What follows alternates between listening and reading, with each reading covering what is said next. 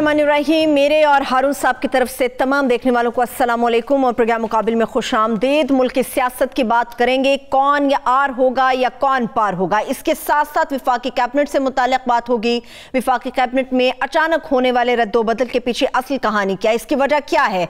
कहा यह जा रहा है कि पीडीएम से निमटने के लिए जो कलमदान तब्दील किए गए हैं उसमें सबसे अहम कलमदान जो है वो शेख रशीद साहब को सौंपा गया है और उन्हें यह टास्क भी दिया गया है कि आपको पीडीएम को कंट्रोल करना होगा, इस जलसे को कंट्रोल करना होगा, इस तहरीक को कंट्रोल करना होगा। इसके ऊपर मैं तफसील से बात करूंगी, मगर इसके साथ साथ 13 दिसंबर को पाकिस्तान डेमोक्रेटिक मूवमेंट की तरफ से लाहौर में जो एक जलसा किया जाना है, अभी तक के तमाम दावे हैं कि यह जलसा इतना शानदार होगा, इतना बड़ा पावर शो दिखाया जाएगा कि मुल्क की सियासी तारीख का यह रुख तब्दील कर देगा। अब देखना यह है कि यह रुख किसके लिए तब्दील होगा, आर या पार कौन होगा, मौजूदा हुकूमत होगी या फिर ऑपोजिशन होगी। इसके ऊपर हारून साहब की तफसील से मैं बात सुनूंगी और इनके ऊपर उनकी ओपिनियन लूंगी। यूरोपीय यूनियन के हवाले से बात करेंगे। यकीनी तौर पे बहुत बड़ी खबर इस वक्त मंजर आम पर आई है कि भारत किस तरह से भारत पाकिस्तान को नाकाम करने की कोशिशें कर रहा है। आलमी बरादरी का इसमें क्या रोल होना चाहिए, क्योंकि यूरोपीय यूनियन डिस इंफॉर्मेशन लैब की तहकीकाती रिपोर्ट ये कहती है कि भारत का मकरू चेहरा दुनिया के सामने आ चुका है। गुज़िश्ता साल नवंबर में भी एक तहकीकाती रिपोर्ट सामने आई जिसके बाद कोई खातिर ख्वाह काम नहीं किया गया। अब सवाल यह होता है कि अब की बार जो दूसरी इसकी किस्त जारी की गई है यह पाकिस्तान के लिए कितनी मौसर और भारत को कितना बेनकाब करेगी। इसके ऊपर हारून साहब की राय लेंगे। प्रोग्राम के जब तीसरे हिस्से की जानिब बढ़ेंगे तो डेफिनेटली कश्मीर के मामले के ऊपर बात होगी, मगर इसके साथ साथ पाकिस्तान की LNG गैस बहरान के ऊपर तफसील से हम बात करेंगे और इसके साथ साथ सरगोदा के कमिश्नर के हवाले से जो इस वक्त मुहिम चलाई जा रही है, उनके कैरेक्टर असैसिनेशन की जा रही है, ऊपर भी हारून साहब के साथ तफसील से बात होगी। हारून साहब, सबसे पहले तो सियासत की बात करेंगे। पीडीएम का जलसा होने जा रहा है 13 दिसंबर को। जलसा कितना कामयाब रहेगा? अभी तक के तमाम दावे हैं कि जलसा बेहद कामयाब होगा, बड़े लोगों को इकट्ठा करेंगे, इस्तीफे भी पेश किया जाएंगे, हुकूमत को घर भी भेजा जाएगा, मगर शेख साहब कहते हैं 13 दिसंबर के बाद सिर्फ खुशखबरियां हैं हमारे लिए।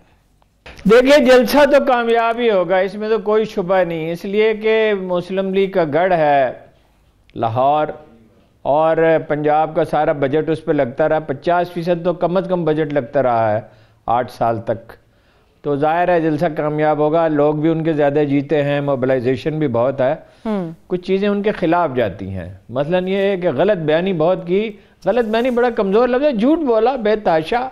मसलन ये है कि पानी वहाँ मीनार पाकिस्तान इकबाल ग्राउंड में पानी वो डाल दिया गया है, वहाँ पे हुकूमत सेंच दिया गया है उसको। वहाँ तो कोई पानी नहीं डाला गया, ज़्यादा से ज़्यादा वो 10 मरले जगह थी, वो जो गैर जानबदार लोग थे वो दिखाते रहे, मगर मीडिया ने इसको क्या ज़्यादा अहमियत नहीं दी। दूसरा ये है कि अंबार लग गया इस्तीफों का, 4-5 लाख इस्तीफे वहाँ पड़े हुए हैं। मोहतरमा मरियम नवाज के 4-5 लाख चंद इस्तीफे हैं। ये वो कहते हैं अंबार लग गया। अंबार कितने कागजों का होता है? कोई हजारों इस्तीफे उनके पास पड़े हुए हैं, चंद इस्तीफे हैं, वो भी पार्टियों के पास हैं, वो स्पीकर के पास नहीं है। और पिछली दफ़ा के इस्तीफों का आपको याद है, ये मीडिया में, सोशल मीडिया में और मीडिया में बहुत ज़्यादा तारुक पैदा कर दिया है नून लीग ने, और बेदरेग पैसा खर्च हो रहा है। ये पैसा कहाँ से आ रहा है मैं नहीं कह सकता। इसमें इमरान खान तो कहते हैं कि बाहर से आ रहा है, लेकिन या लोकल बिजनेसमैन दे रहे हैं या डेस्परेशन में शरीफ ख़ानदान ज़िंदगी में पहली दफ़ा खुद अपने पैसे खर्च कर रहा है। मौलाना ने अपनी पार्टी के लोगों से कहा था कि जान हम लड़ाएंगे और माल वो खर्च करेंगे, इसकी उनसे फर्म कमिटमेंट है। बहरहाल देखिए, जलसा तो बड़ा अच्छा हो जाएगा। 3 चीज़ें उनके खिलाफ हैं। एक, कोरोना उनके खिलाफ है। लोग अगर जिस आदमी में ज़रा सा भी एहतियात का मादा है वो नहीं जाएगा, लेकिन ये लाहौरियों का तो रुझान आपको पता है क्या ऐसे में होता है। तो पेशावर में तो कोई बड़ा जलसा नहीं हुआ, मुल्तान में भी बड़ा जलसा नहीं हुआ, तासुर पैदा हो गया हुकूमत की हमाकतों से। वो यहाँ भी हुकूमत कर रही है, मैं आपसे अर्ज़ करता हूँ जी। अच्छा, लेकिन क्या वो अपना मतलूबा मकसद हासिल कर सकेगा? कोरोना उसके खिलाफ है, लोग नहीं चाहते, पढ़े लिखे फाल लोग, मीडिया, कोई नहीं चाहता कि इसमें कोई बड़ी एक्टिविटी हो। देखिए, इकानमी पहली हमारी बहुत अच्छी हालत में नहीं है, थोड़ा सा इम्कान पैदा हुआ, थोड़ा सा उसकी बेहतरी का, और वो भी ख़त्म हो जाएगा। मुल्तान में कोरोना बढ़ गया है, जहाँ जहाँ इन्होंने जलसे किए, कराची में बढ़ गया है, पेशावर में बढ़ गया है। मौसम बहुत, ना सिर्फ ये कि सर्द आ रहा है, ये पाकिस्तान की तारीख की सबसे शदीद सर्दी होगी ये मौसमियाती तब्दीलियों की वजह से। गैस पे जब आएंगे तो बात करेंगे थोड़ी सी, कोई ज़्यादा लंबी नहीं, कल पे उठा रखेंगे لیکن گیس جنوری 15-20 جنوری سے پہلے نہیں پہنچ سکتی اور بہت مہنگی ملے گی. گیس بھی نہیں ہوگی, موسم بھی بڑا سخت ہوگا اور کرونا بھی پھیل رہا ہوگا اور اسٹیبلشمنٹ بھی نہیں چاہتی کہ کوئی زیادہ ہنگامہ ہو, تو ظاہر کامیابی کا امکان کم ہے. استعفے رہ گئے, استعفے تو پی ٹی آئی کے انہوں نے قبول نہیں کیے تھے, تو اسپیکر کے پاس پڑے رہیں گے استعفے, تو سینٹ کے تو الیکشن ہی ہو جائیں گے. اور صرف یہ وہ اعتزاز احسن کا ہائی لائٹ کر رہے ہیں, اس کو زبیر صاحب نے برا بھلا بھی کہا اور روہیل اصغر نے تو گالی ہی دے دی عمران خان کا نام لے کر. وہ گالی آپ کو پتہ ہے ایک چینل سے نشر بھی ہوگی جو اصل میں زرداری صاحب کا چینل ہے, بظاہر کوئی اور گالی میں کہہ رہا ہوں. جی میں سن رہی ہوں, وہ نہیں میں سن رہی ہوں. اچھا, وہ سینٹ کے الیکشن تو ہو جائیں گے. بھارت نوازی کے ان پہ الزامات ہیں. مولانا فضل الرحمان کے بارے میں ان کی کابینہ کے ارکان انکار نہیں کر سکتے. مشرف کی کابینہ کے جو ارکان زندہ بریفنگ دی گئی تھی کہ انہوں نے نقد پیسے لیے انڈیا سے. جی ہارون صاحب, اور جو نواز شریف صاحب کی بھارت نوازی ہے, ٹھیک, آپ جو تصویر کشی کر رہے ہیں ہارون صاحب, اس میں کرونا بھی اپوزیشن کے خلاف ہے, عوام بھی تنگ ہے, گیس کا بھی مسئلہ ہوگا, سردی پہلے سے زیادہ ہوگی. آپ نے کہا اسٹیبلشمنٹ ان کے سامنے کیوں گھٹنے ٹیکے گی. آپ مجھے بتائیں پھر امید کہاں سے ہے؟ اپوزیشن جو نکل کھڑی ہوئی ہے, کس سے امید ہے انہیں؟ امید کی نہیں بات ہے, امید نہیں کی بات نہیں ہے, فرسٹریشن ہوتی ہے. غلط فیصلے بھی تو ہوتے ہیں نا. عمران خان نے کتنا بڑا غلط فیصلہ کیا تھا, انہیں بتایا نہیں گیا تھا. یعنی میں نے تو چیخ کر انہیں بتایا تھا, ٹی وی پہ بھی کہا تھا, زبانیں مل کے بھی آیا تھا, اور کتنے لوگوں نے کہا ہوگا کہ دھرنا نہ دیں. پھر جس شب وہ اور طاہر القادری گئے ملنے کے لیے ان سے, جنرل راحیل شریف سے, تو شہباز شریف کے استعفے سمیت کتنے مطالبات انہوں نے مان لیے تھے. اور میں نے جیسے ہی وہ دھرنے کا اعلان ہوا تب میں نے ٹی وی پہ کہا کہ chief of army staff on board نہیں ہے, وہ اس کے حق میں نہیں ہے. اور لوگ تھے جنہوں نے ان کو خوش فہمی دلائی, ہو سکتا ہے ان کو بھی کچھ لوگوں نے خوش فہمی دلائی ہو. دیکھیے نا بھارت کیا چاہتا ہے, کیوں ہمیشہ جب ٹربل ہوتی ہے پاکستان کے اندر سیاسی, میں نہیں کہتا کہ ان کے کہنے پہ کر رہا ہے, جب ٹربل ہوتی ہے تو ابھی میری ایک جگہ پہ بات ہوئی کسی صاحب سے, اس نے کہا بھائی جلدی سے بات کرو میں جا رہا ہوں کہیں.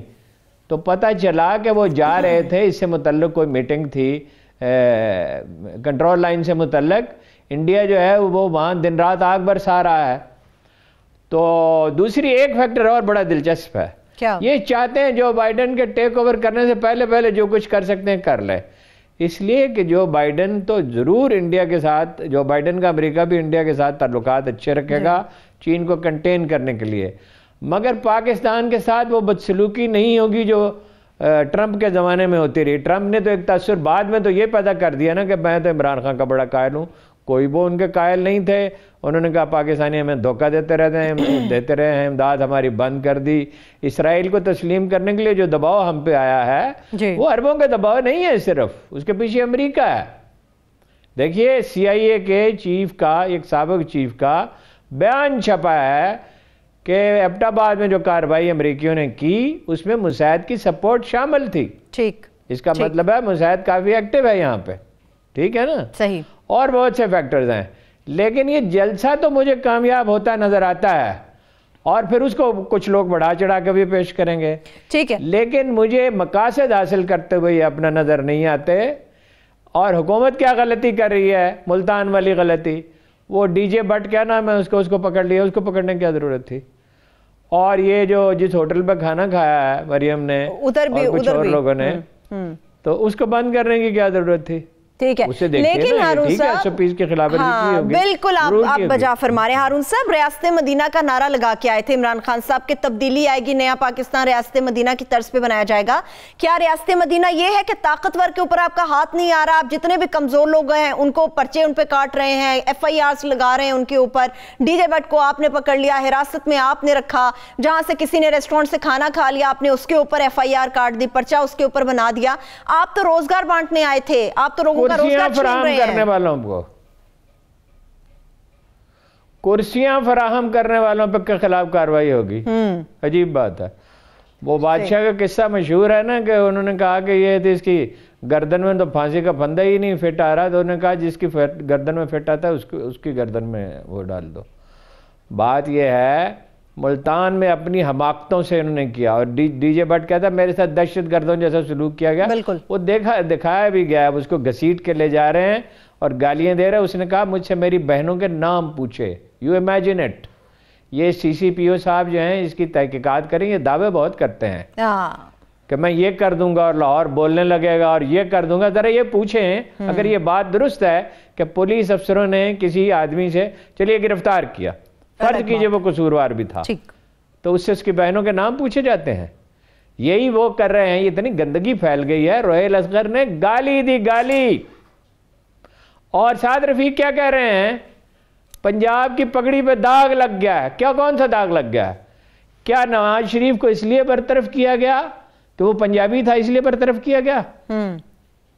اس کو کرپشن کی وجہ سے برطرف کیا گیا۔ اس کے خاندان کا ایک آدمی بھی نہیں ہے جس پہ کرپشن کے الزامات نہ ہو۔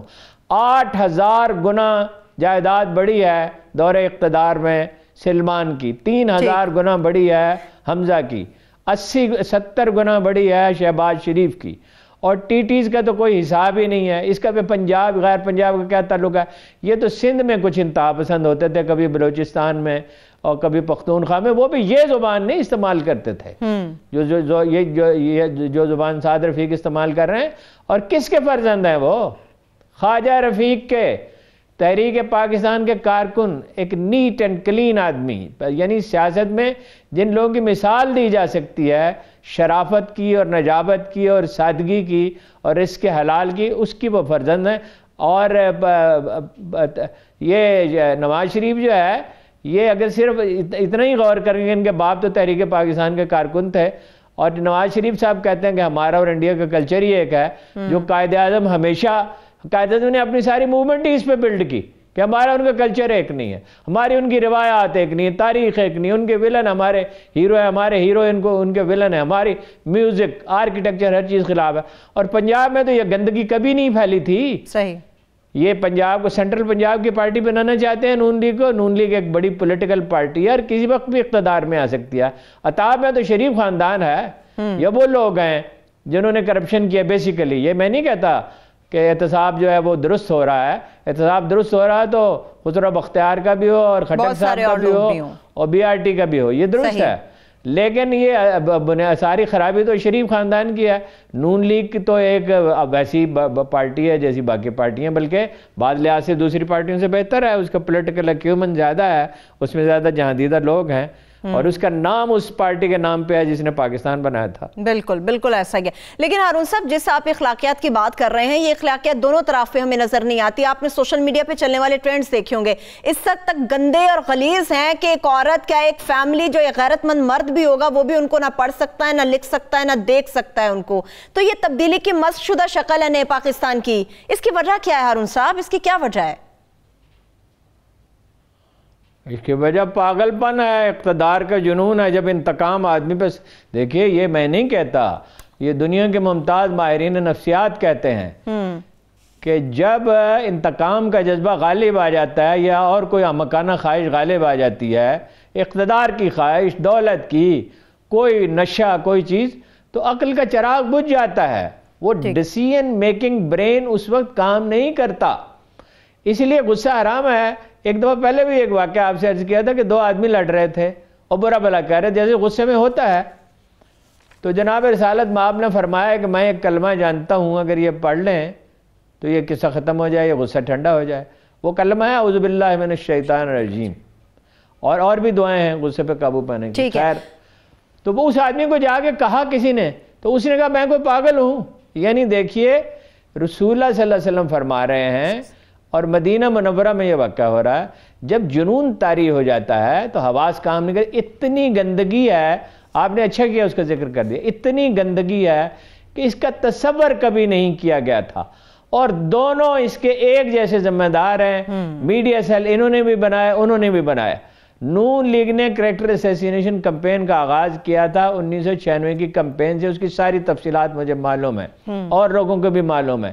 اس سے پہلے بھی بے نظیر کے خلاف بھی کیا، ان کی والدہ کے خلاف بھی کیا۔ ٹھیک. اور بھٹو کے خلاف بھی یعنی جو الزامات تھے وہ تو تھے ہی، اس کے علاوہ بہت کچھ کہتے تھے. اچھا اب اس دفعہ بازی لے گئی پی ٹی آئی، بڑا عرصہ ان کا غلبہ رہا میڈیا پہ، سوشل میڈیا پہ، لیکن اب مات دے دی ہے نون لیگ نے. انہوں نے بہت زیادہ آدمی ہائر کیے ہیں اور بہت زیادہ وہ میسیجز کر رہے ہیں، اور غلاظت تو خیر دونوں کے ذہنوں میں میڈیا سیل والوں کے ایک ہی جیسی ہے. یہ لوگوں کو سوچنا چاہیے، انہوں نے مرنا ہے. یہ جو کارکن یہ کام کر رہے ہیں اور جو پیسے لے کے کر رہے ہیں، اور مجھے یہ بھی شبہ ہے کہ یہ جو این جی اوز وغیرہ کے لوگ ہیں یہ اس کو تیز کرتے ہیں. ان میں سے بعض مساعد کے لیے کام کرتے ہیں، بعض سی آئی اے کے لیے. چلیں انشاءاللہ اس پہ بات کریں گے. ہارون صاحب ایک بریک کی طرف مجھے چلنے سے واپس آئیں گے، چونکہ سیاست کے اوپر بات چل رہی ہے. وفاقی کیبنٹ کے حوالے سے بھی بات کریں گے کہ بار بار کی تبدیلی اور اب کی بار خاص طور پہ جو اکھاڑ پچھاڑ کی گئی ہے اس کے پیچھے اصلی کہانی کیا ہے. اسٹے ود اس.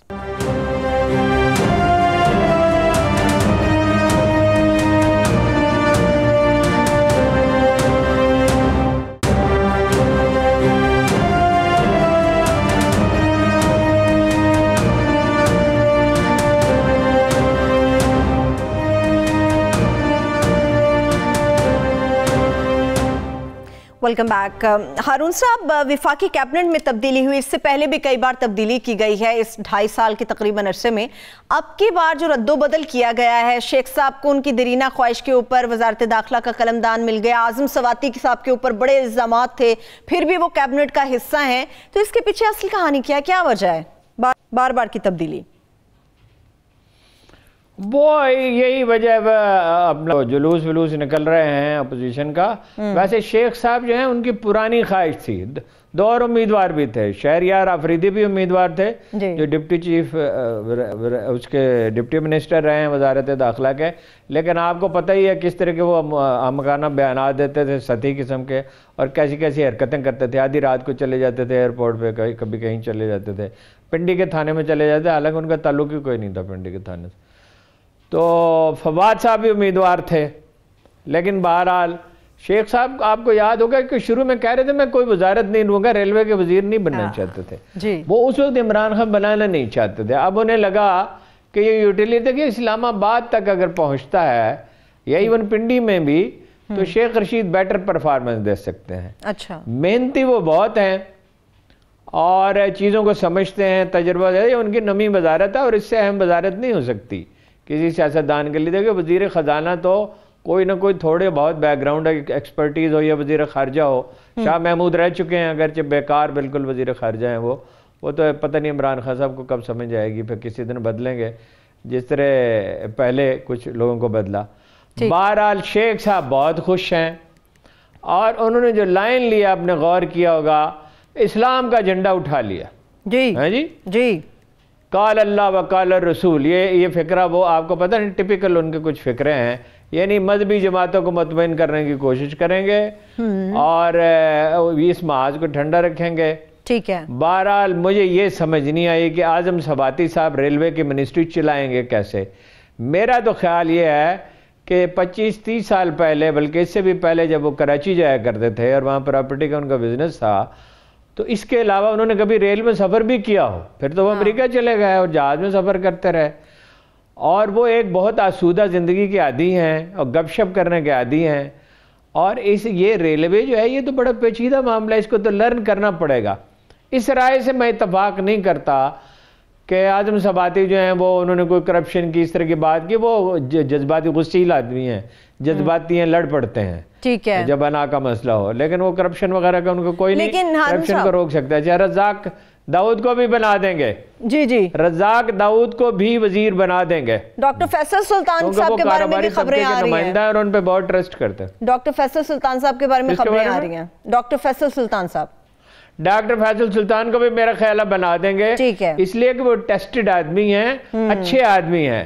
وہ ویسے انتظامی معاملات میں کرونا میں تو انہوں نے بڑا اچھا کام کیا، لیکن وہ ڈرگ ریگولیٹری اتھارٹی میں کچھ بھی نہیں کر سکے ڈاکٹر فیصل. ٹھیک ہے. اچھا ہارون صاحب، لیکن صاف ستھرے آدمی ہیں، پڑھے لکھے آدمی. آپ نے اعظم سواتی صاحب کی بات کی، وہ ابھی بھی یہ اس بات کی خواہش کا اظہار بھی کر چکے ہیں بہت سارے میڈیا چینلز کے اوپر کہ وہ شیخ صاحب کی رہنمائی لیں گے، ان کے ساتھ وہ ریلوے کو آگے بڑھائیں گے. اچھا شیخ صاحب کی آپ نے بات کی تھی ہارون صاحب، وہ ایک جملہ کہتے ہیں بدلے بدلے سے سرکار نظر آتے ہیں. शेख साहब जैसे ही वज़ीर दाखिला बने हैं कुछ वो भी बदल गए हैं। मैं जरा आपकी समातों की नजर एक क्लिप करती हूँ। जी प्रोड्यूसर साहब। वफा करोगे हम वफा करेंगे, जफा करोगे जफा करेंगे, सितम करोगे सितम करेंगे, हम आदमी हैं तुम्हारे जैसे, जो तुम करोगे वो हम करेंगे। खुली इजाजत है, आप जलसा करें, कोई आप पे पाबंदी नहीं है। ये इमरान खान के जलसे की कॉपी कर लेंगे, मीनारे पाकिस्तान की। इमरान खान को अल्लाह ने इज्जत दी, वो ऊपर गया, आप इस मीनारे पाकिस्तान से सियासत में नीचे जाएंगे। हारून साहब, सितम करोगे सितम करेंगे, मैं जिस शेख साहब को इतने सालों से देख रही हूँ उनकी ये टोन नहीं है। किसकी जुबान बोल रहे हैं वो?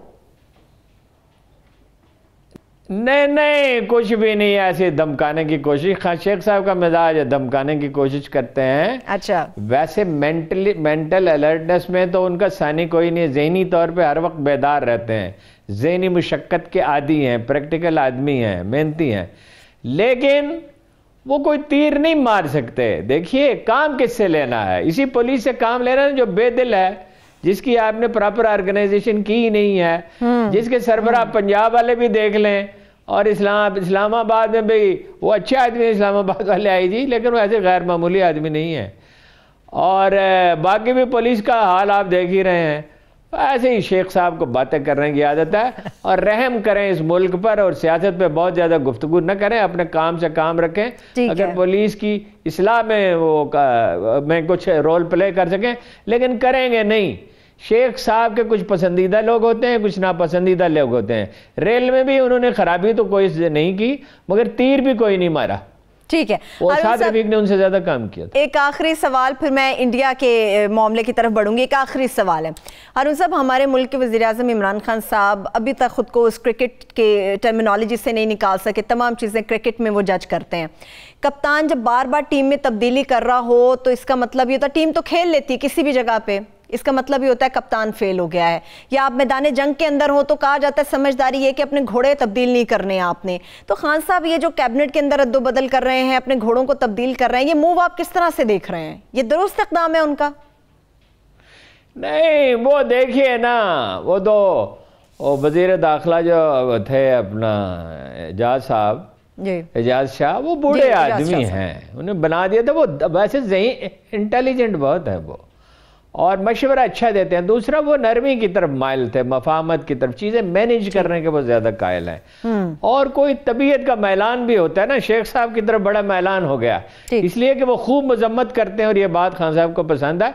बाकी नाकाम तो वो हो ही चुके हैं। इमरान खान साहब मुकम्मल तौर पर नाकाम है।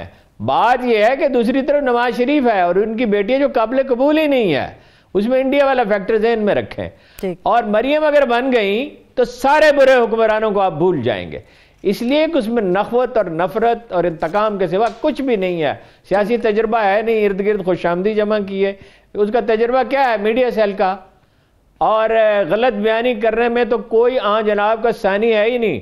ढेर पड़े हुए हैं इस्तीफों के, ढेर। जरा गौर फरमाइए, मेरी तो कोई जायदाद है ही नहीं, लंदन में भी नहीं, पाकिस्तान में नहीं। हालांकि वो कह सकती थी मेरी थोड़ी बहुत जायदाद है, भाई इतनी ज्यादा नहीं है, लेकिन डट के गलत बयानी और सख्त नफरत। और वो अगर आ गई, इंशाअल्लाह कभी नहीं आएंगी, तो रौन डालेंगे, मुल्क को बर्बाद करके रख देंगे। बाकी इमरान खान साहब तो इनकी वजह से हुकूमत कर रहे हैं, ये करप्ट लीडरों की वजह से, वरना वो नाकाम है बिल्कुल पूरी तरह से। चलिए ये आगे बढ़ते हैं हारून साहब, कुछ अब जरा इंडियन क्रॉनिकल्स के ऊपर बात करते हैं। हारून साहब, आपने भी पढ़ा भी होगा, इसको मुकम्मल तौर पे जज भी किया। यूरोपीय यूनियन डिसइंफो लैब ने जो तहकीकाती रिपोर्ट शाया की है। अब सवाल ये हारून साहब कि तमाम चीज़ें वाज़ेह हैं, अक़वाम मुत्तहिदा में ऑलरेडी डोजियर्स भी भेजे गए हैं कि किस तरह से भारत रियासती दहशतगर्दी पाकिस्तान के खिलाफ कर रहा है। अब आलमी बरादरी का क्या रोल है, पाकिस्तान का क्या रोल है, पाकिस्तान को क्या करना पड़ेगा? अब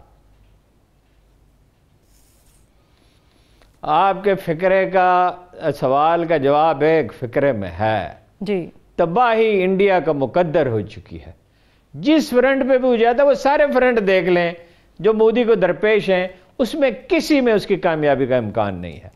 यानी उस अदारे ने जो मुल्क है यूरोपीय यूनियन से, यूरोपीय यूनियन उसको फंड करता है उसे, उसने ये कहा है कि इतनी बड़ी और हम आहंग खुफिया तंजीम कभी थी ही नहीं।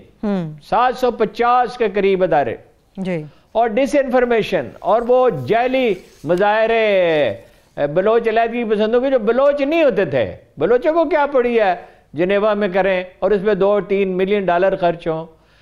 اچھا وہ اپنا پھر این جی او جو اقوام متحدہ سے منسلک ہو گئیں، 10 اقوام ایسے پروفیسر جو فوت ہو چکے ہیں، ایسی آرگنائزیشن جو مر مٹ چکی ہیں ان کے نام پہ. ایک آرگنائزیشن تو ایسی ہے جو 1975 میں ختم ہو گئی تھی، اس کا نام استعمال کرتے رہے. پھر اے این آئی سے اب وہ ٹوٹلی ایکسپوزڈ ہیں. یہ ایک محاذ ہے. اس میں ڈوزیئر جو ہم نے دیا دہشت گردی کے جو ثبوت دی، اگر ہمارے سفارتکار، میں آپ کو کب سے کہہ رہا ہوں کہ کشمیر میں ہم نے بھرپور مہم نہیں چلائی، کشمیر پہ مہم چلائیں. یہ ڈوزیئر اپنا جو ہے یہ ہر ایک تک پہنچائیں دنیا میں، میڈیا میں حالات اس کے لیے سازگار ہیں. ٹھیک. اور اس کو عام کریں، اس کو سادہ عام فہم زبان میں لوگوں کی مدد لے کے. اچھا دوسرے محاذ پہ آ جائیں. بہت بدنامی ہوئی ہے اور اب انڈیا کی طرف سے ان سب آرگنائزیشن کی طرف سے جو بھی اطلاع آئے گی اس کو شک کی نظر سے دیکھا جائے گا. پاکستان کے خلاف اس کے عزائم جو ہیں اس میں بڑا یعنی وہ ہو گئی ہے، اس کی پوزیشن کمزور ہو گئی ہے. اچھا اب دوسرے محاذ پہ آ جائیں سکھوں والے. جی دیکھیے وہ سکھوں کے مظاہرے نہیں ہیں، لوگ اس کو غلط پٹ کر رہے ہیں. وہ کسی پولیٹیکل پارٹی سے تھوڑے تعلق رکھتے ہیں اور وہ تو کوئی سیاسی بات نہیں کر رہے. کبھی کوئی کسی کو چڑھایا جاتا ہے تو وہ کہہ دیتا کہ ہاں خالصتان اگر تم نہیں چاہتے کہ ہم تمہارے ساتھ رہیں. اس میں ہے کیا؟ یہ کاشتکاروں کی ہے اور تمام اپوزیشن پارٹیوں نے تقریباً اور ہر جگہ کاشتکار ذہنی طور پر دلی طور پر ان کے ساتھ ہیں اور ان کی آواز بلند ہو رہی ہے. اور میڈیا میں بھی وہ اپنا کیس اتنا شاندار پیش کر رہے ہیں. سکھوں کے بارے میں ایک بات یاد رکھیں، انہوں نے مغلوں کے دور میں 100-150 شاید اس سے بھی زیادہ عرصہ جنگلوں میں گزارا. یہ بڑے سخت جان ہے اور اپنی زمین سے بڑی محبت کرتے ہیں اور روپے پیسے کی انہیں کوئی کمی نہیں ہے. ان کے خاندانوں کے جو لوگ کینیڈا میں ہیں، 1895 میں آسٹریلیا گئے تھے سکھ، کینیڈا میں ہیں، آسٹریلیا میں ہیں، انگلینڈ میں ہیں، پورے یورپ میں پھیلے ہوئے ہیں. وہاں سے لوکل ڈونیشنز وہ دیتے ہیں. ان کا سسٹم بہت زبردست ہے. گردواروں میں کھانا پکانا اور سکھایا جاتا ہے اور ڈونیشن دینا سکھایا جاتا ہے. تو وہ کیا ہے کہ جو زمین ہے وہ اس کی منیمم پرائس ہے ساری اجناس کی، وہ مقرر نہیں کی جائے گی اور کارپوریشنز وہ ڈیل کریں گی، حکومت کا اس سے کوئی تعلق نہیں ہوگا. ورنہ وہ لے جاتے تھے سرکاری ادارے منیمم پرائس پہ ان سے خرید لیتے تھے تو قیمت گرے گی. یو پی میں گری ہے قیمت جہاں یہ تجربہ کیا گیا. یہ امریکی ماڈل ہے. امریکہ میں تو ہو سکتا ہے، 33 کروڑ کی آبادی ہے اور زراعت میں 10-15% لوگ ہوں گے. میں نے نہیں دیکھا کتنے اور طرح کی زراعت ہوتی ہے. یہاں تو زراعت ابھی وہی پرانی ہے. اچھا بجلی وغیرہ پہ اور کھادوں وغیرہ پہ سبسڈی سب ختم ہو جائیں گی. جب سب ختم ہو جائیں گی اور کارپوریشنز ہوں گی اور عدالت میں جا نہیں سکتے اس کے خلاف تو قیمت گرے گی. تو یہ تو کاشتکار برداشت نہیں کر سکتے اور سکھ تو بالکل نہیں کر سکتے. آپ نے ابھی اس محاذ پہ وہ ترمیم کے لیے کچھ حمایت کے ٹھیک ہے. آپ نے ابھی ہارون صاحب امریکہ کا حوالہ دیا. اگر میں جو بائیڈن کی بات کروں تو ان کے آنے سے کچھ فرق پڑے گا ان تمام چیزوں کے اوپر یا ایٹ لیسٹ بھارت کا جو ری ایکشن آ رہا ہے سامنے دنیا؟ دیکھیے میں وہ جی بہت فرق پڑے گا. میں جو بائیڈن کی بات کرنے سے پہلے بتا دوں تیسرا محاذ کون سا ہے. 2 لاکھ ٹرینڈ چینی فوج انڈیا کے بارڈر پہ ہے جو ایکلیمیٹائز ہیں، جو اس موسم کے ساتھ جن کی ہم آہنگی ہو چکی ہے، جنہیں تربیت دی جا چکی ہے سخت موسم میں. چین پہ تو کر نہیں سکتے. اب ان کی کوشش یہ ہے کہ پاکستان پہ حملہ کریں، کوئی چھوٹی موٹی کارروائی کریں اپنے عوام کو مطمئن کرنے کے لیے. وہ بھی نہیں کر سکتے. کوشش وہ کریں گے. خدشہ موجود ہے most probably false flag operation, یعنی خود ہی کر کے پاکستان پہ ڈالنے کی کوشش کریں گے. پاکستان نے تیاری کر لی ہے، میزائل حاصل کر لیے ہیں چین سے، نئے میزائل. اب اگر وہ کریں گے، پہلے وہ پچھلے سال فیبری میں دیکھ چکے ہیں، اس سے زیادہ نقصان کا احتمال ہے. یہ بھی نہیں کریں گے. اب جہاں تک جو بائیڈن کا تعلق ہے نا، میں نے آپ سے عرض کیا کہ وہ انڈیا اس علاقے میں چین کو محدود کرنے کے لیے تو انڈیا کو ساتھ رکھیں گے بحر الکاہل اور یہ جو پورا سمندری علاقہ ہے اس میں غلبے کے لیے. لیکن آپ نے غور فرمایا چین نے کیا کیا ہے؟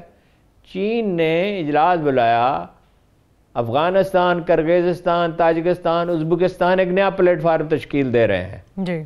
وہ ادھر سے ایک زمینی راستے چاہتے ہیں. ترکی آلریڈی چین سے ریل سے کنیکٹ ہو چکا ہے، ایران کنیکٹ ہو چکا ہے. ایران کے بارے میں چینی پالیسی یہ ہے جو پاکستان کے بارے میں بھی کبھی وہ کہتے تھے، خاموشی سے کہتے تھے کہ ایران اب ان کے لیے اتنا ہی اہم ہے، پاکستان بھی، جتنا اسرائیل امریکہ کے لیے ہے۔ دنیا بدل رہی ہے، چینی معیشت کو وائرس سے اتنا نقصان نہیں پہنچا ہے، وہ ریکور کر رہے ہیں بہت تیزی کے ساتھ۔ انڈیا کا 8% معیشت سکڑی ہے، امریکہ کی 37% سکڑی ہے۔ اب جو بائیڈن نے، مجھے یاد نہیں کہ وہ بات کر رہے تھے اشرف غنی یا اس سے پہلے جو صدر تھے پاکستان کے خلاف، جب نائب صدر تھے جو بائیڈن، تو انہوں نے کہا پاکستان، اس کی موجودگی میں کہا پاکستان 50 گنا زیادہ اہم ہے افغانستان سے۔ اچھا، افغانستان میں کیا ہو سکتا ہے پاکستان کے بغیر، سینٹرل ایشیا کے بغیر؟ یہ بات وہ خوب جانتا ہے، وہ نائب صدر رہا ہے، وہ یہاں آتا رہا ہے، ہمارے لوگوں سے ملتا رہا ہے، وہ سمجھتا ہے ہمارے مزاج کو اور ہم اسے سمجھتے ہیں۔ تو جو بائیڈن کے آنے سے ایک تو سعودی رائل فیملی کے لیے مشکلات پیدا ہوگی، وہ جو قتل ہے اخبار نویس کا وہ معاف نہیں کیا جائے گا، اور کچھ دوسرے لوگوں کو شاید زیادہ سپورٹ ملے، اس لیے بہت جلدی میں ہے، نواز شریف بھی جلدی میں ہیں، وہ بھی سعودی عرب والے بھی بڑی جلدی میں ہیں، دباؤ ڈال رہے ہیں۔ اور ایران میں یہ سمجھیے کہ چین اتنی سپورٹ دے گا جس کا آپ تصور نہیں کر سکتے۔ بنگلہ دیش میں کمٹمنٹس جو ہیں انویسٹمنٹ کی پاکستان سے زیادہ ہو گئی ہیں۔ نیپال اور بنگلہ دیش کے ساتھ وہ میزورام وغیرہ جو 8 ریاستیں وہ لگتی ہیں، وہاں حالات انڈیا کے لیے بڑے خطرناک ہیں۔ لوگ سمجھتے تھے میں مبالغہ کر رہا ہوں، انڈیا ٹوٹنے کی طرف بڑھ رہا ہے، اور جو بائیڈن کے آنے سے یہ عمل، یہ ایک اور فیکٹر کا اضافہ ہو جائے گا، اس لیے کہ وہ ڈیموکریٹس کا ایک ریکارڈ ہے، وہ انسانی حقوق کے معاملے میں انڈیا کو کوئی زیادہ رعایت نہیں دیں گے، اور جب اب یہ ایکسپوز ہو چکا ہے، یہ یورپی یونین کی پلیٹ فارم سے وہ ایکسپوز ہو گیا ہے، باقی چیزوں میں ایکسپوز ہو گیا ہے، اندر کسانوں میں بے چینی ہے، 60% لوگ زراعت سے وابستہ ہیں۔ ٹھیک ہے، اب دیکھنا ہے ہارون صاحب کہ تمام چیزیں جس طرح سے آپ نے بتایا دنیا کے سامنے آگے بھارت ایکسپوز ہو گیا، اب عالمی برادری کیا اپنا رول پلے کرے گی۔ ایک چھوٹی سی بریک کی طرف چلتے ہیں، جب بریک سے ہم واپس آئیں گے تو پاکستان کے اندر گیس بحران کے اوپر تفصیل سے بات کریں گے، اس کے علاوہ سرگودا کے حوالے سے ایک اہم خبر ہے جس کے اوپر ہارون صاحب کی اوپینین لیں گے۔ اسٹے وتھ اس۔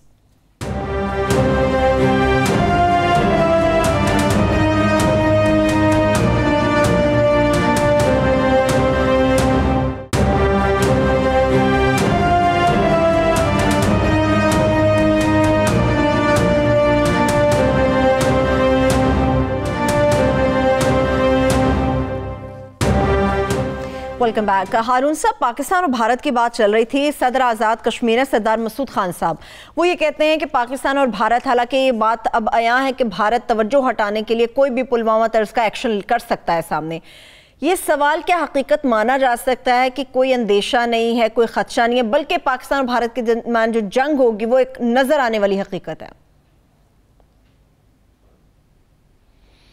نہیں، دیکھیے نا، خدشہ تو اس کا بہت ہے، دل تو ان کا بہت چاہتا ہے، یعنی صدر صاحب اس معاملے کی سب وہ ایک پرانے سفارتکار ہیں، محتاط آدمی ہیں، لہذا ان کی بات کو ہم نظر انداز تو نہیں کر سکتے، مگر میرا خیال ہے کہ وہ معاملے کی سنگینی کی طرف اشارہ کر رہے ہیں۔ دیکھیے مودی پھنسا ہوا ہے، آپ کو بتایا، چین کے محاذ میں پھنسا ہوا ہے، چین سے جنگ لڑ سکتا ہی نہیں ہے، کبھی انہوں نے چینیوں سے جنگ نہیں لڑی، 62 میں بھی جنگ نہیں ہوئی تھی، یک طرفہ یلغار تھی، اب بھی کوئی جنگ نہیں لڑی، بہت بڑے علاقے پہ قبضہ کر لیا اور بلندیوں پہ آ کے بیٹھ گئے ہیں اور ڈرے ہوئے ہیں، سہمے ہوئے ہیں، اس کی پوزیشن بہت خراب ہے، اندر پھنسے ہوئے ہیں، تو کیا کر سکتے ہیں؟ اور یہ جو بدنامی ذلت ہوئی ہے یہ یورپی یونین والے ادارے کی وجہ سے، تو اس کی وجہ سے تو بہت بیک فٹ پہ انہیں جانا پڑے گا، ان کی ساکھ کبھی ایسی تباہ نہیں ہوئی تھی جیسے ہوئی، یہ معمولی واقعات نہیں ہیں، ہمارے لوگ سمجھ نہیں رہے اس کو، اگر ہماری اسٹیبلشمنٹ اور حکومت، افسوس کہ یہ وزیر خارجہ ہمارا اس قسم کا ہے جو ان چیزوں کو پٹ ہی نہیں کرتے، جو سچ بھی بول رہا ہو تو لگتا ہے کہ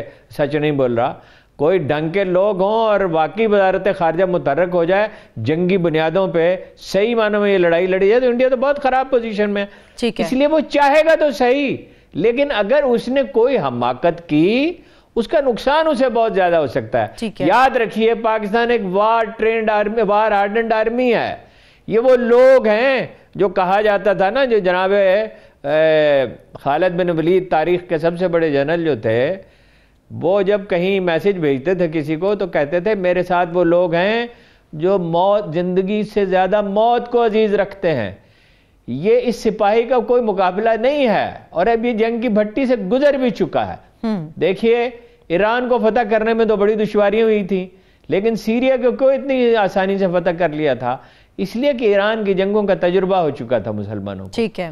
تو میرا نہیں خیال ہے کہ انڈیا آسانی سے کوئی حماقت کرے گا تو بھگت لے گا. لیکن پاکستان کو اندرونی اور بیرونی دونوں محاذوں پہ ہارون صاحب مضبوط ہونا ہوگا. چلیے اندرونی لحاظ پہ تو ہم بات کر چکے, بیرونی لحاظ کی بات کریں تو پاکستان کے سعودیہ اور امارات کے ساتھ تعلقات کی نوعیت کیا ہے؟ دیکھیں تعلقات میں سرد مہری تو آ گئی نا, اس میں ہماری بھی غلطیاں ہیں اور وہ بھی نئی سچویشن کا صحیح ادراک نہیں کر رہے. بھائی 29 ملکوں کی پروازیں وہاں اتر رہی ہیں, ہماری پروازوں پہ پابندی ہے.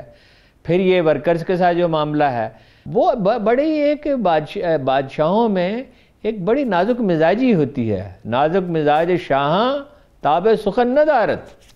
بادشاہ کا مزاج اتنا نازک ہوتا ہے کہ بات نہیں سن سکتا. یہ ان کے ساتھ ہو چکا ہے اپنا, یہ اسرائیل کا معاملہ ہے بابال.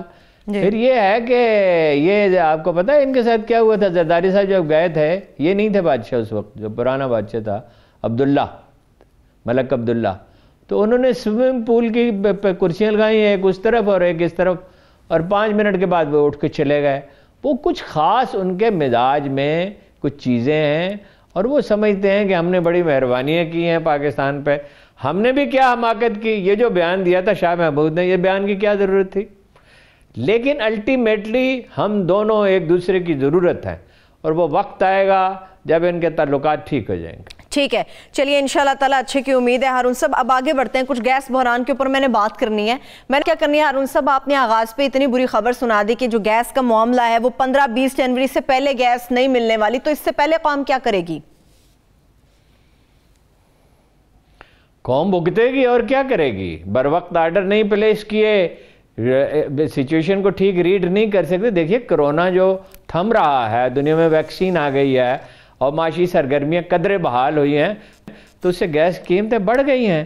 اور اب تو قیمت اتنی ہے LNG کی کہ شاید کروڈ آئل کی اور فرنس آئل کی اس سے کم ہو. تو یہ ہماری انڈسٹری پہ اس کا بہت برا اثر پڑنے والا ہے. یہ نالائق وزیر بنائے ہوئے ہیں, ان کو ہٹائیں. ان کے یہ کئی دفعہ اس طرح کی حماقتیں کر چکے ہیں, کوئی پہلی دفعہ تو نہیں ہے. دیکھیے $2 بلین کل آپ سے پچھلی دفعہ شاید عرض کیا تھا, $1 بلین میں نے کہا تھا. اب اندازہ یہ ہے کہ کپاس درآمد کرنے پہ $2 سے $2.5 بلین لگ سکتے ہیں, اور یہ پورا منصوبہ بنا کے جہانگیر ترین نے دے دیا تھا.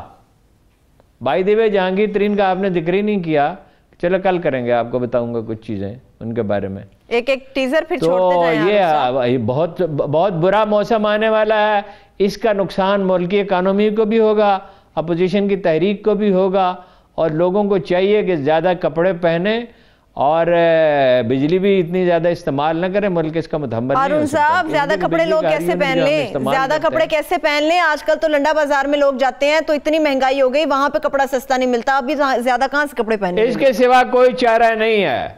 حکومتوں کی حماقتوں کی قیمت ہمیشہ عوام کو ادا کرنی پڑتی ہے. کابینہ میں کوئی ایسے لوگ نہیں ہیں جو ٹوک سکیں وزیر اعظم کو اور کہہ سکیں کہ آپ کے ان لوگوں نے غلط فیصلے کیے ہیں. ہارون صاحب موجودہ حکومت تو سمجھتی اہل لوگ صرف ہمارے پاس ہیں, نا اہل جتنے بھی ہیں ان کو ہم نے کٹہرے میں کھڑا کر دیا ہے. دنیا کے سب نالائق لوگ اپنے آپ کو لائق ہی سمجھتے ہیں. دیکھیے وہ جو اہل علم ہوتے ہیں ان میں انکسار ہوتا ہے بہت. کبھی افلاطون نے, سقراط نے, کبھی امام ابن تیمیہ نے, کبھی جناب شیخ اجویر نے اپنے آپ کو اسکالر نہیں سمجھا تھا, طالب علم سمجھا تھا. جو لوگ جنہوں نے علمی میراث آج بھی قائم ہے. کبھی آپ نے سنا کہ شیکسپیئر نے کوئی دعویٰ کیا ہو, یا اور بڑے لکھنے والے ہیں, مطلب گورکی نے کوئی دعویٰ کیا ہو میں بڑا لکھنے والا ہوں, یا فرانسس فینن نے کہا میں بڑا یار علامہ اقبال نے کبھی کہا میں بہت بڑا شاعر ہوں. تو وہ ایسے نہیں ہوتا. یہ کوئی اچھے لوگ نہیں ہیں اور تربیت نہیں کی, تیاری نہیں کی, اسی کی وجہ سے تو یہ سارا پرابلم ہے. لیکن ہارون صاحب کہتے ہیں عقل کی بات ہو یا پھر علم بٹ رہا ہو تو جہاں سے ملے اس کو سمیٹ لینا چاہیے. عباسی صاحب نے اتنی اچھی آفر کرائی ہے, میرے پاس یہ سب لوگ آئے, میں 1 گھنٹے کے اندر انہیں تعلیم بارگاہ کا پورا کورس مکمل کرا دوں گا. بہت سی چیزیں ہیں. دیکھیے پاکستان کے لیے آپشنز بہت ہیں. میں نے آپ کو بتایا نا روس سرمایہ کاری کرنے کے لیے تیار ہے, تو وہ بعد میں لوگوں نے اس کو لفٹ کیا. اس دن کسی کے پاس یہ خبر نہیں تھی, اور پاکستان کے پاس آپشنز بہت ہیں بہتری کے, لیکن ٹیم اچھی چاہیے.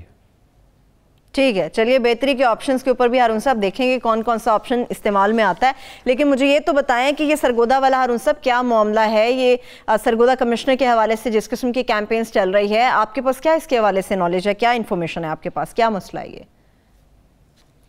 کچھ بھی نہیں ہے جی اس میں ایک تو 8 کنال جگہ ہے، 8 کنال 5 مرلے کمرشل ایریا میں. یہ پرانا، یہ سرگودا بڑا آرگنائز شہر ہے، یہ جدید شہر ہے نا، پنڈی بھی جدید شہر ہے. جیسے گجر خان میں بعض جگہ پہ میں نے دیکھا کہ بہت تنگ و تاریک گلیاں ہیں، لیکن کئی جگہ خالی پڑی ہوئی ہے عوامی استعمال کے لیے. یہ جو جگہ ہے یہ بیسیکلی پارکنگ کے لیے ہے.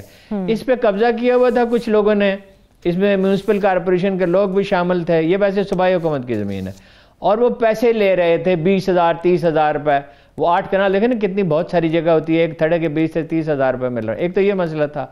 دوسرا مسئلہ یہ ہے کہ میونسپل کارپوریشن کی 267 دکانیں ہیں، ان میں سے بعض کا کرایہ 20 سال سے ادا نہیں کیا گیا، بعض کا 10 سال سے ادا نہیں کیا گیا. وہ بہت معمولی کرایہ ہے، یعنی جہاں کرایہ ہونے چاہیے 30-40 ہزار روپے، وہاں 10,000 روپے کرایہ ہے. تو وہ کوئی بہت بڑی رقم ہے، جہاں تک مجھے یاد پڑتا ہے 38 کروڑ روپے. یہ جو کمشنر ہیں ڈاکٹر فرا، ان کی بڑی ریپوٹیشن ہے. یہ ٹوبا ٹیکسنگ میں انہوں نے تجاوزات بھی ہٹائے تھے اور اس طرح کے کچھ اقدامات کیے تھے. ان کے بھائی بھی سول سرونٹ ہیں ڈاکٹر معین، اور وہ غالباً آج کل FIA میں پہلے پولیس میں تھے. ان کی بھی بہت اچھی ریپوٹیشن ہے، میں اس خاندان کو جانتا ہوں. ان کے میاں جو کمشنر ریٹائر ہوئے تھے طارق بھی زادہ صاحب، ان کی بھی بہت اچھی ریپوٹیشن تھی انتظامی صلاحیت کے اعتبار سے. وہ دھرنا انہوں نے ہی ہینڈل کیا تھا، طاہر القادری کا جو پہلا دھرنا تھا. تو یہ میاں والی سے آ رہی تھیں، میں نے پتہ کیا جب یہ چرچا ہوا تو پتہ کیا میاں والی سے آ رہی تھیں. تو ایک وہ ایمبولنس والا بہت ہی تیز رفتاری سے جا رہا تھا، ایسی تیز رفتاری اور بے احتیاطی سے کہ حادثے کا خطرہ تھا. تو انہیں شبہ ہوا، جن لوگوں کا انتظامی تجربہ ہوتا ہے وہ بعض اوقات ان کے اندازے درست ہوتے ہیں کہ یہ مسئلہ یہ ایمبولنس ہے ہی نہیں، یہ بطور ایمبولنس کے استعمال نہیں ہو رہی. انہوں نے کہا ذرا اس کا پتہ کر لیں، صرف اتنا کہا پولیس والوں سے کہ اس کا پتہ کر لیں. تو انہوں نے پتہ کیا تو اس میں تو کوئی مریض تھا ہی نہیں. چنانچہ اس کے خلاف کوئی تھوڑی بہت کارروائی کی گئی، کوئی خاص سزا اسے نہیں دی گئی. اب یہ جو 8 کنال میں بیٹھے ہوئے دکاندار تھے اور یہ جو 267 دکانوں والوں ہیں، جن میں سے کوئی 50 نے تھوڑی سی ادائیگی کی ہے، وہ بھی تھوڑی سی ادائیگی کی ہے. انہوں نے کہا کہ یہ بڑا آسان راستہ ہے. ایک تو سوشل میڈیا پہ کہا کہ اس کو ہارن دیا تھا تو اس کو پکڑوا دیا. میں انہیں جانتا ہوں، اور ویسے بھی ایک ہارن دینے پہ کیا کوئی کسی کو پکڑوا سکتا ہے. یہ جو لوگ ہیں ناجائز قابضین اور وہ جو کرایہ ادا کرنا نہیں چاہتے، انہوں نے ایک بڑی مہم اٹھا دی. اس میں بعض اخبار نویس بھی شامل ہو گئے. یہ کوئی باقاعدہ اخبار نویس نہیں ہے، یہ کوئی بڑے اداروں سے متعلق نہیں ہے، ذمہ دار اخبار نویس نہیں ہے، لیکن پریس کلبوں میں وغیرہ میں ہوتا ہے جن کے اور کاروبار ہوتے ہیں، لیکن ساتھ ایک پریس کارڈ بھی ہے اور کسی چھوٹے سے اخبار سے تعلق بھی ہے، یا اپنا ایک چھوٹا سا اخبار نکال لیا. وہ اب آپ کے پاس وقت نہیں، میں ایک لطیفے پہ اس کو ختم کرتا ہوں. وہ ہمارے ایک دوست تھے بڑے مشہور جرنلسٹ، وہ کوئٹہ میں گئے دھوبی کے پاس. انہوں نے اپنے کھیس اور کچھ کپڑے دھلنے کے لیے دیے ہوئے تھے، تو اس نے کہا کہ وہ میرے کپڑے واپس کرو. ایک دفعہ آیا ہوں تم نے نہیں دیے، دوسری دفعہ آیا ہوں تم نے نہیں دیے. تو یہ اس نے کہا میرا دماغ نہ کھاؤ، میں مصروف ہوں، کل آ کے لے جانا، مجھے اداریہ لکھنا ہے. دھوبی نے کہا مجھے اداریہ لکھنا ہے. یہ کچھ اس طرح کے اخبار نویس بھی ہوتے ہیں. دھوبی نے کہا مجھے اداریہ لکھنا ہے. نہایت نیک نام خاتون ہے. صوبائی حکومت نے اس پہ، چیف سیکرٹری صاحب نے اس پہ انکوائری کی ہے اور لوگوں نے بھی کی ہے.